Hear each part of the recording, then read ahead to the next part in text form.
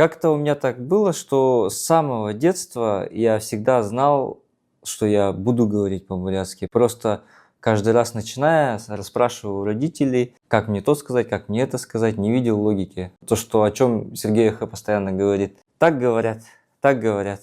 Это как? Это вот так? Почему? Так говорят. Каждое мое начинание изучения бурятского языка, оно на этом и заканчивалось. Пару вопросов задал, попытка и все, да.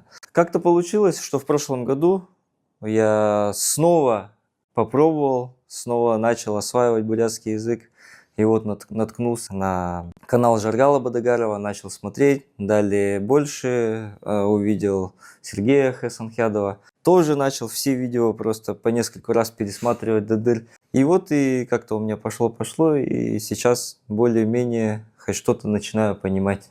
У нас вообще вот этот вот период, да, когда я был то ли полезен, он мне, ну, по моему мнению, то ли он быстро закончился. Сейчас уже я вот, а это что такое? Ну, вот вообще в равной степени. Раньше Толя только в одностороннем порядке у меня что-то спрашивал, я ему объяснял.